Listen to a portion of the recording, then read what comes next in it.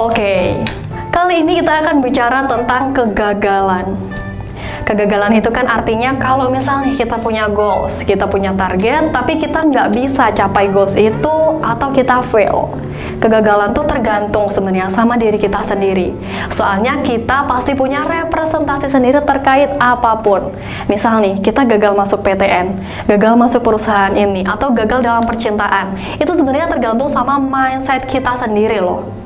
Tapi kegagalan kan emang hal yang nggak bisa kita hindari juga ya. Kita harus selalu menerima realita yang pahit. Tapi kegagalan hal yang wajar dan bukan akhir dari segalanya. Bahkan kegagalan bisa jadi sebuah jalan menuju kesuksesan kita. Tapi gimana caranya kita bisa nyikapin kegagalan ini? Biar kamu gak ketinggalan informasinya, simak terus video ini sampai habis. Kegagalan tiap orang pasti di ranah yang berbeda-beda. Tokoh-tokoh seperti Bill Gates di teknologi, Colonel Sanders di franchise, atau yang lain. Mereka punya kesamaan, yaitu sifat optimis buat ngadepin kegagalan. Nah, ini nih yang harus kita lakuin kalau kita gagal sama suatu hal.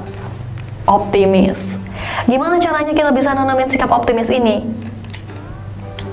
Yang pertama, kalau kita gagal, kita perlu lakuin refleksi diri kita sendiri. Iya, dengan nyari tahu nih, apa sih penyebab kita gagal, terus kita coba perbaiki tuh, refleksi diri tadi. Nah, jangan lupa buat perbaiki emosi diri kita juga. Kita selalu rentan ngeluarin emosi yang negatif setiap hari. Makanya, ini perlu kita refleksiin juga. Makin banyak emosi positif yang ada di diri kita juga bakal lebih gampang nyikapin kegagalan. Misalnya, kita gagal tes wawancara di perusahaan A. Kita coba refleksiin, apa aja sih kira-kira kurangnya diri kita. Misalnya, kita gagal tes wawancara di perusahaan A. Nah, kita coba refleksiin, apa aja kira-kira yang kurang dari diri kita.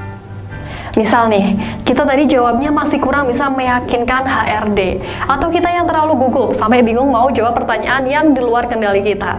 Jadinya kita bisa lebih mikir, oh aku tadi kayaknya kurang di sini deh, jadi harus aku pelajarin lagi kalau misal nanti aku ada interview lagi. Nah, refleksi di sini tuh jangan sampai bikin kita malah rendah diri ya. Jangan sampai kita malah nyalain diri kita sendiri. Kalau kita udah ngeluarin emosi yang kayak gitu, bakal susah buat kita bangkit. Selain refleksi, kita juga butuh buat cerita ke orang yang kita percaya atau ke profesional. Kenapa? Karena ini bisa jadi cara kita keluarin keluh kesah kita, biar kita lebih tenang dan lebih lega. Cerita ke orang lain tuh penting banget. Kalau kita nggak cerita berarti kita terlalu banyak mikul beban kesedihan kita sendiri, dan malah bikin kita stres sendiri. Kalau kita cerita, kita juga jadi tahu nih gimana perasaan kita dan gimana sih perasaan kita di mata orang lain. Apakah perasaan kita wajar atau enggak? Nah, anggap juga kalau kegagalan itu hal yang sementara. Kalau kita pesimis, kita pasti mikir kalau kegagalan itu hal yang permanen. Sedangkan kalau kita optimis, kita bakal mikir kalau ya kegagalan itu hal yang sementara, yang cuma sebentar doang, dan bisa kita improve lagi. Kita juga bakal belajar dari kesalahan yang kita buat.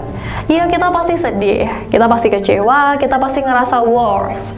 Tapi kalau kita optimis, kita nganggap itu hanya sementara aja dan bisa kita tangani kok setelahnya. Kegagalan gak pernah sia-sia, itu pasti ada hikmahnya. Kegagalan pasti juga dialami sama semua orang, dan tentunya bakal buat kita belajar lebih banyak lagi. Kontrol kehidupan kita dan tetap tanggung jawab. Kita harus percaya kalau emang banyak faktor yang di luar kendali kita. Makanya kegagalan kita tuh bukan alasan kita bisa kehilangan kontrol hidup kita. Kalau kita optimis, kita bakal tanggung jawab sama kegagalan kita. Kita juga bakal terus nyari cara buat ngatasin kegagalan kita ini. Entah dengan belajar lebih giat, refleksi, atau ya cari orang lain yang bisa jadiin kita motivasi. Ketika gagal, kita perlu evaluasi diri kita dan bikin perencanaan ke depannya mau ngapain. Ngerasa takut gagal, hal yang wajar. Tapi jangan pernah takut saat kita harus ngadepin kegagalan. Ingat, kalau di dunia ini nggak hanya kamu yang ngalamin kegagalan, tapi banyak orang yang juga mengalami hal yang sama. Dan jangan langsung nyerah sama kegagalan yang terjadi. Seringkali kita terlalu pusing nih sama kegagalan sampai lupa sama tujuan kita. Coba deh, kita tanya sama diri kita sendiri. kita tuh kedepannya pengen ngapain sih? Kita pengen kerja apa sih di masa depan? Atau kita pengen hubungan kayak apa sih kalau udah nikah? Supaya kita nggak lupa sama tujuan kita ke depan.